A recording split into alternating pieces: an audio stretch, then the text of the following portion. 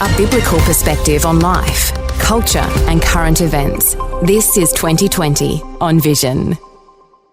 Here we are once again with another opportunity to update that breaking news as it's happening in the state of Israel and those things that are reverberating around the world. If you've been listening to even overnight news reports, you'll know that there are missiles, rockets raining down on Israel and displacing a whole lot of people. We'll come to that shortly, but Mandy, Worby, a special welcome back to 2020. Hi, thank you very much. Mandy, let's start with something that's been really one of the dominant stories over this past week, and that is what the violence outbreak that's happened in Europe, and particularly in Amsterdam. Yeah. That's been pretty horrific, hasn't it? Yeah, the idea of a pogrom, is something that we thought we would never see again repeated in our modern history.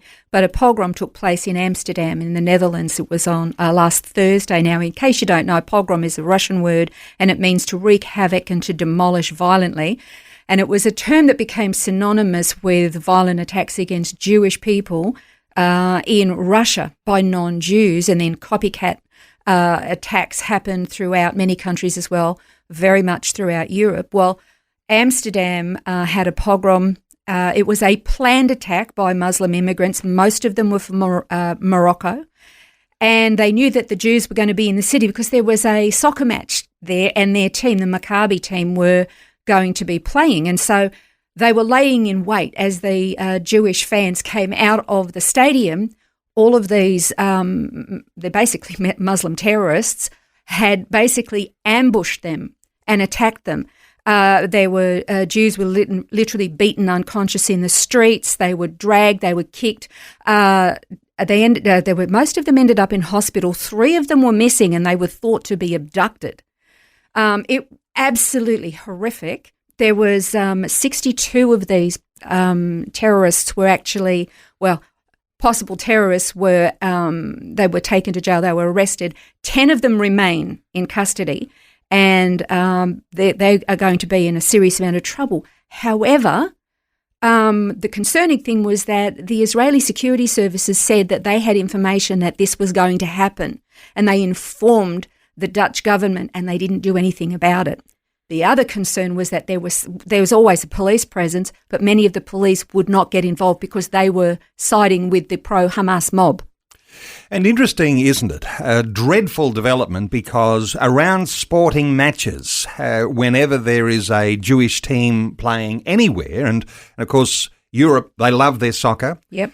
There's even this sort of soccer hooliganism that you could sort of slip under the radar, and in the pretense of being a hooligan, you could outwork your own anti-Semitic hatred. Yeah. But this seems to be what's happened here. But it's disturbing when you say that the Israelis told the Dutch government this was likely to happen, but they turned a blind eye. They didn't take the necessary steps, and this was the result. The King of the Netherlands, his name is Willem-Alexander. He actually made a statement after the pogrom. He said, "We failed the Jews in World War II, and last night we failed them again." Europe doesn't have a great history when it comes to how it's treated or protected the Jewish populations. And because this is connected to a sporting match, no doubt there are ripple effects that might be now reverberating around the world, and fears of copycat attacks. Well, that's actually already happening. It's happening actually all over. There was a video of a young Jewish man.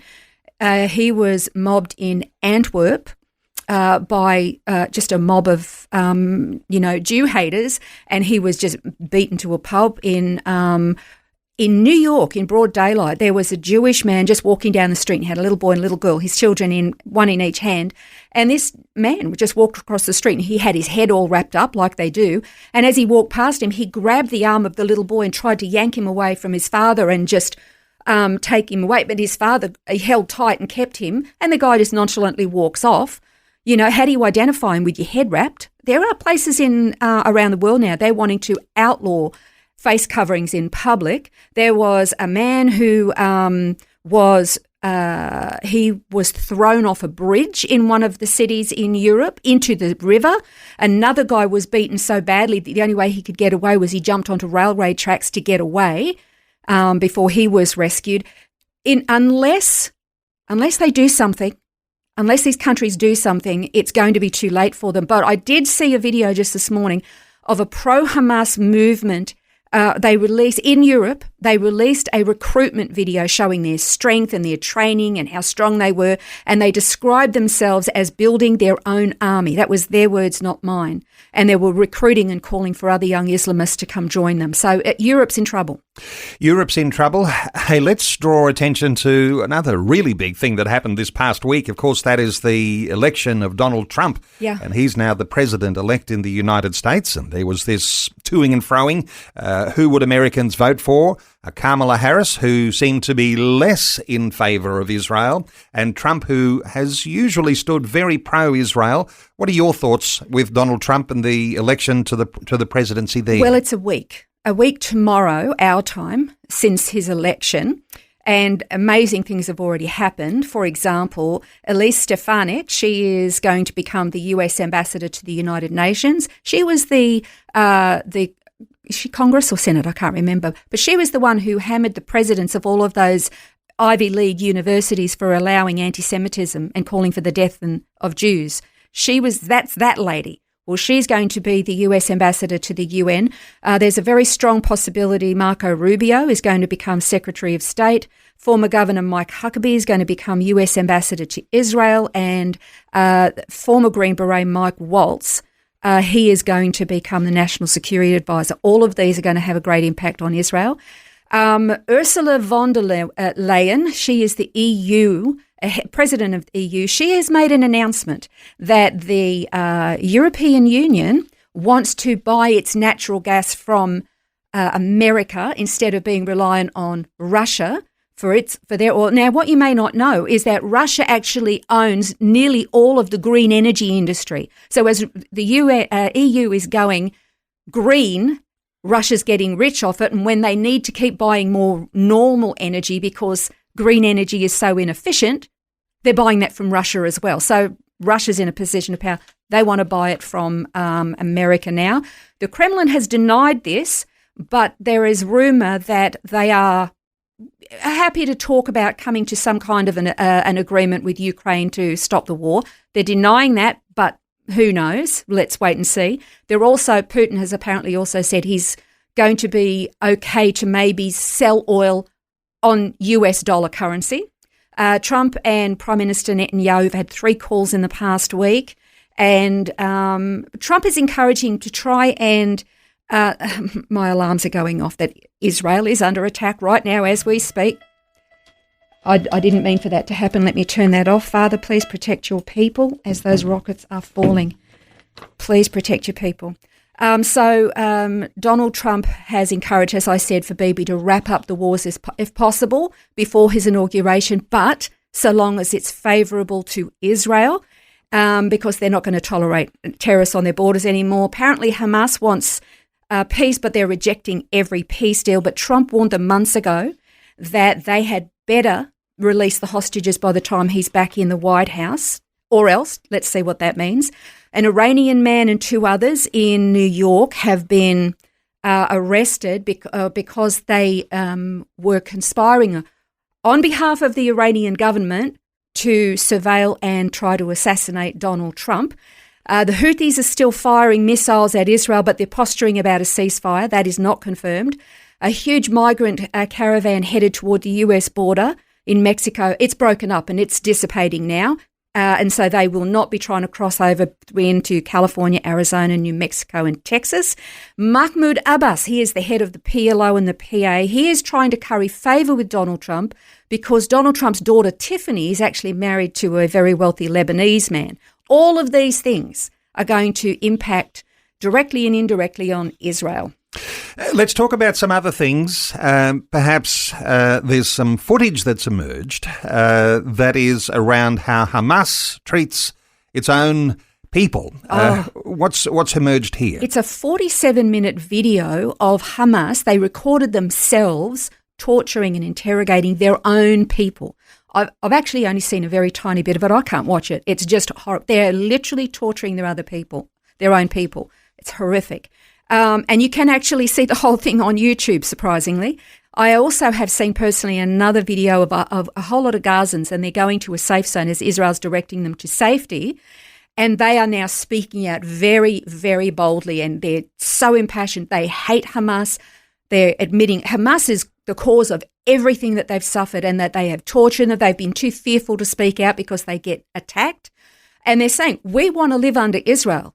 And they're hugging the press, the Israeli press. They're hugging the IDF, saying, we get security from you. You're the ones who provide us with food. We want to be free from Hamas.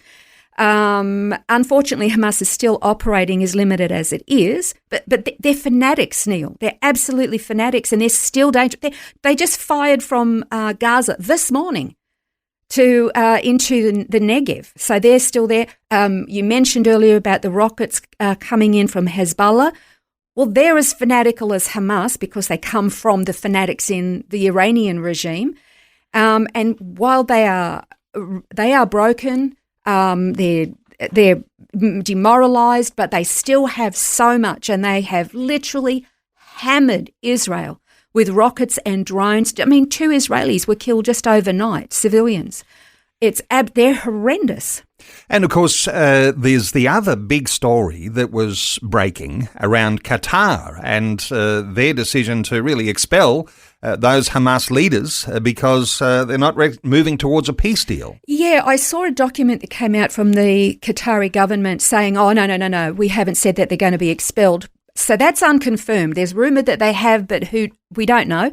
But they have said that they're not going to play mediator anymore because they're saying they just can't get the sides to agree. Well, the truth is, every time there's a deal brought forward, it's Hamas that says no. So let's wait and see how that happens. But here's the thing. The Qataris don't want to upset America, especially Trump, because they have a lot of deals, trade deals with America. And Donald Trump is just as likely to say, well, you're harbouring terrorists in your nest. We're going to put a freeze on all that. Yes, big issues afoot. Just quickly, Iran, that's still, I guess, a threat waiting to happen in the background? It really is. Donald Trump is promising to reimpose all of the sanctions that he did last time. But here's the big thing. They're still promising to attack. They're behind Hamas. They're behind Hezbollah. They are behind everything. They are the number one existential threat, and they're still promising another attack. But here's what's concerning. Ghanem Ibrahim, he's the commander of the Iranian Revolutionary Guard's Air and Space Force. He said this, when we launch a Khormasar missile, it splits into 80 warheads when it reaches its target. If we launch 100 missiles, a total of 8,000 warheads will hit the target area. They have also developed chemical weapons, a fentanyl-based opiate kind of a chemical agent that could neutralise untold numbers of people within minutes. We have a lot to be in prayer for. Mandy, always love your insights. And I know there's lots of listeners that love listening to foundations and understanding some more of that complexity around the relationship between Christian faith and Jewish faith too.